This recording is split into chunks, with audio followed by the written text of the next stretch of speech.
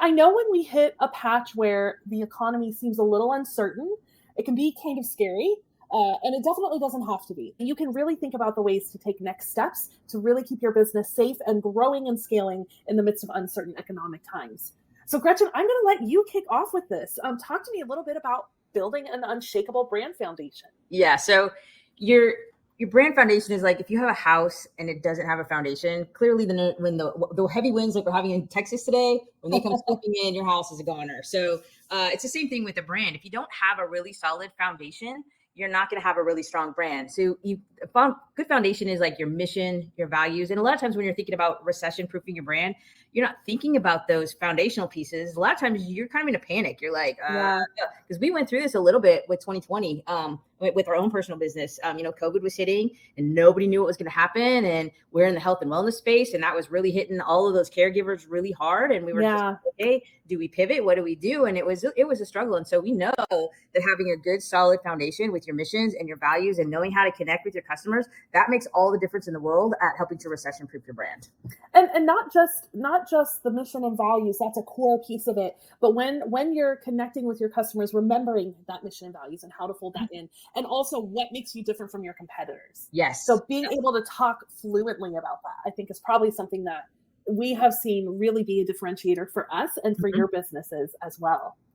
And so the next thing to think about is knowing your ideal customer like you never have before. Yeah. When recessions hit or when, uncertain times hit, consumer behavior changes. That is okay. That is normal. That is to be expected, because what people value and how they're spending, that's going to shift. And it all depends on who they trust, right? If they're going to spend money, it needs to be with people that they know are going to take care of them, that are going to respect the time that they have with them. So you should really be asking yourself, what are the problems that your clients need solved right now? Yep. Not what they've needed over the last year, over the last 2 years, literally right now. What problems do they need solved immediately? And has their decision-making process changed? Maybe even their budget has changed. Or if their budget hasn't changed, maybe the way that they're wanting things delivered is a little different. So you need to be asking both kinds of questions and thinking about what's the messaging that's going to resonate with them right now, so that you're talking in the same language that they're literally thinking in their head. And a really good way to do this, to know what your ideal customers want, just schedule some short phone calls. We're in the middle of doing this ourselves, even with some of our clients. We're building new programs. And when we started creating these programs, things weren't uncertain. And now that people are feeling more concerned about what's happening, we're just booking calls and saying, hey, can we spend 15, 20 minutes together? Just catch up, get to know what you're thinking about right now and what's important to you. So it's a very simple way to do that and builds rapport with you and the people that you serve, and will give you a lot of ideas of how to serve them even better. And that will not only continue to build trust for you, but that's also going to help you figure out ways to diversify your revenue stream. Yes, this is one of my favorite things, because you have a financial portfolio, or you don't just have a checking account. You have a checking account, you have a savings account. Maybe you have some investments. Maybe you have rental properties. You have a portfolio. That's the way that you build wealth. And with a business, you've got to have multiple revenue streams. And that is one of the strongest ways to get through any kind of economic uncertainty, is to have multiple revenue streams. Because when you do have economic uncertainty, like what we may be facing with our economy here in the US right now, you just can't rely on one single revenue stream. That revenue stream might tank, but the other ones might flourish. So you want to have a diverse number of things that you do. And for a branding or for a marketing agency like us, that can be, that's digital products. We have some courses that we do. We do hands-on work with some of our clients. We do a lot of brand strategy. We do that one-on-one. We also do that with groups and teams. And so for you, that could be digital products. Again, that could be courses, ebooks. That could be memberships and subscription models if you have those.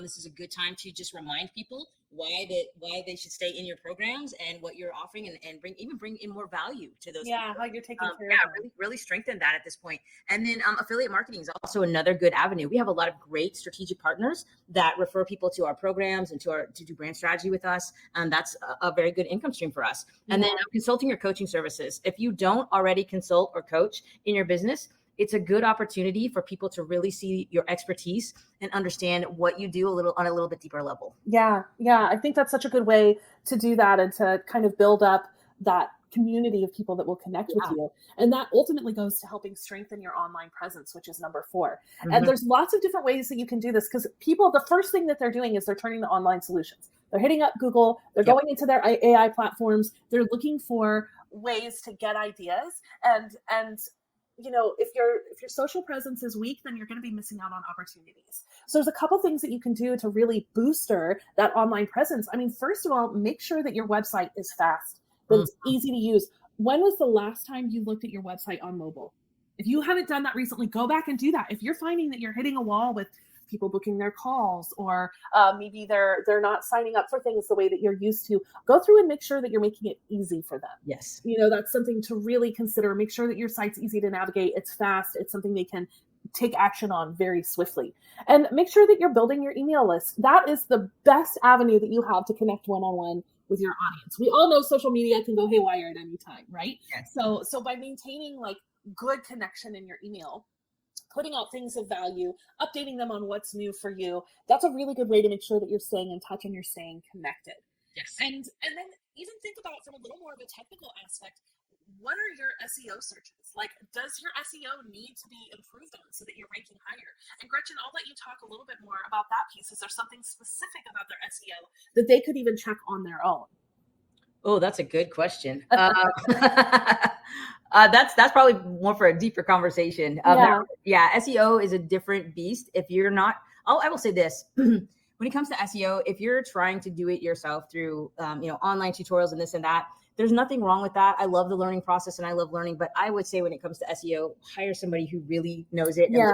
Because it changes so much on a daily basis and it is different for every type of business. There is no fits all for that. Yeah. And by staying on top of that and checking in with your SEO team, making sure that they're, keeping things up to date for you, that's one of those things that can really help maintain the strength of your online presence. Yeah. And ultimately, what your overall goal is to prioritize that customer retention. Tell us about that, Gretchen. Yeah. So let me take you back to 2020 when I was talking about COVID hitting and us we're like, okay, we've got to pivot. Yeah.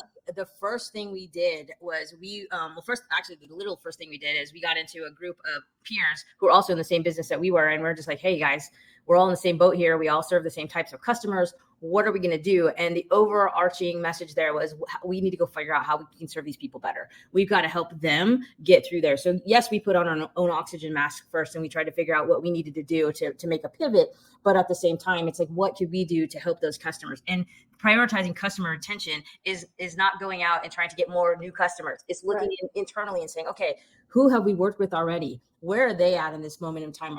Is their business struggling in any way due to what's happening in the world? Can we help them, in different Do they know that we care? Exactly. Yeah.